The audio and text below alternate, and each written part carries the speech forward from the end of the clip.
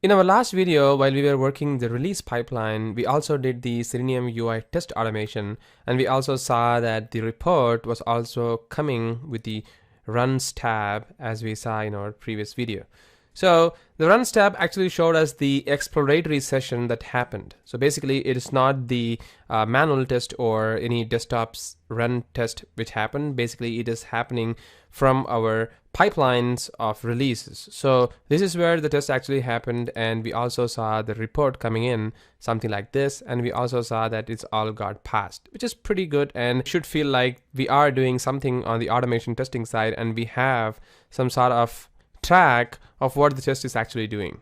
But now that we will go back to our test plan, which is available within Azure DevOps, and we'll see what actually the test plan is actually doing. So if you remember, while we were trying to use this particular test plan in the early sections, we saw that the test plan actually requires some sort of licenses, like you need to have at least a license or you need to have an exploratory test so to see this particular tab with all the details. We now have the results in the runs, and that's the reason we are actually seeing this particular test plan itself. So you can see that now we can able to see what's really happening with our executions and things of that nature.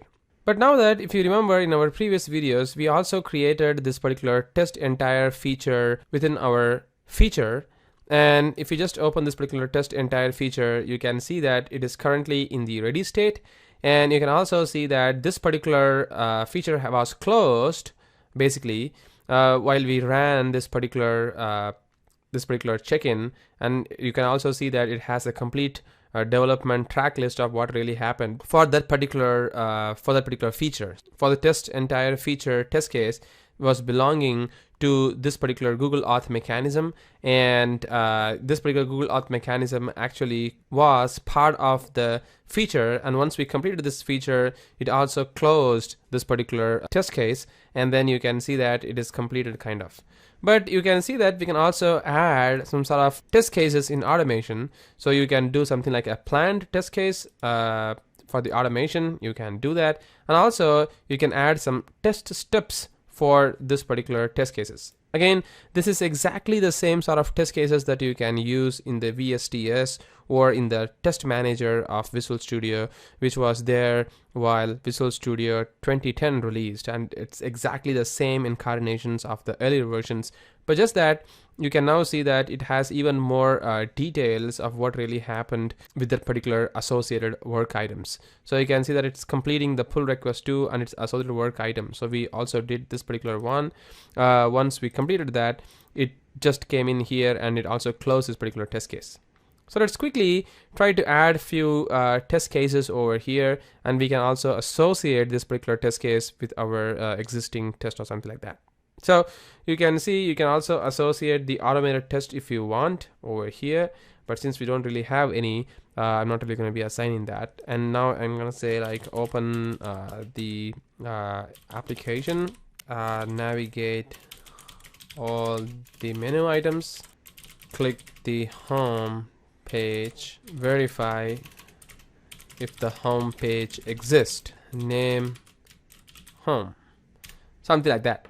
So you can see that if I put this particular at home, you can also get that particular stuff in the parameters over here. So basically the at home will turns into a parameter based value. So you can just say like home or something like that. So that's what is this particular parameter is going to be doing. You can also say like new home, so it's going to run the test for like 2 times, pretty much like how the Cucumbers example actually works. So I'm done with all these things right now. I can also do a save and close. So this particular test is right now ready for us to do the testing. So if you're going to run this particular test for a web application, so you can just run something like this for the web app, and you can see that the test comes in here for our test case that we will be running. And now you can also do the side-by-side test and see what's really happening. So basically our application is deployed in the localhost 81. So I'm just going to be testing this as if like I'm testing the application itself. So opening the application, it's working fine, and navigating to all the menu items. So you can go to the home, which is working, about is working, and contact is working. So I will say that this is working fine as well. And again, I'm going to click the home page. So I would say that this is working fine, and verify if the home page exists with the name at home. Of course, it doesn't really exist, but I can still say, yeah, it's working fine. I can save and close. But if for some reason, if I feel like the home is not there with the at home or something like that, let's say for the next iteration, I'm gonna say everything is working fine, just that for the home it is not there with the name as new home, then I'm gonna say this as failed. I'm gonna say no such home page exists. And also I can take a screenshot, and even I can create a bug to an existing bug. I can attach that and I can just say like it is not working or something like that. Create bug, and you can see that the create bug window is going to show us a pretty cool window here, and you can see that this has got failed as well. Home page has no intended value. Add this to the development. So I'm just gonna say that this is found in the branch, in the master branch, and I'm gonna hit OK. And you can see that I can able to associate that with the master branch, and also you can see that for which parent it is going to be assigned. So it's going to be basically for the Google Auth mechanism, which is crazy. We don't really have to do this way.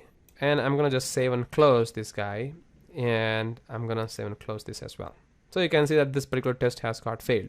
So the next time while you try to run this piece of test cases, you should make sure that the particular issue has been resolved on something like that, right? So you can do all sort of jazz here. So for instance, this is like ready, and now I'm gonna be running this particular test case. I can just run this in the web browser once again, and I feel like this particular test case is now working fine without any problem. I'm gonna go next to the next iteration, and I'm gonna say okay, the new home page exists as well. Save and close. So this way the test has got passed.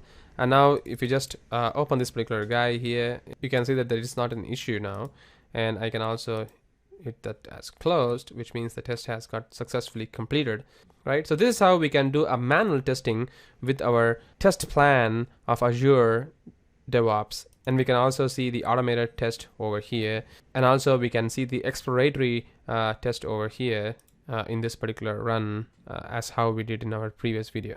So you can see that for this particular test run there is like need in investigation, and there is this parenthesis, it says like manual testing, and you can see the report, like what's really happening and why it has got failed in the report. And if you see this guy, the run ID, this one has got passed, and you can see everything is working fine as expected. So you can see that it like 2 test runs, one has got failed and one has got passed, right? Cool. So this is how we can work with the test plans and how we can do the manual testing. And again, if you're going to run this for the desktop, you can click that, and you can see that it is going to ask you that you need to install the desktop application so that you can test the desktop applications as well. But since I'm not going to be showing you the desktop application, I don't think this really matters for now, but you can still do that as well. So that's it guys, this is how we can work with the test plan. In our next video, we'll see how to work with the load testing, which is available for free for at least less than 250 virtual users.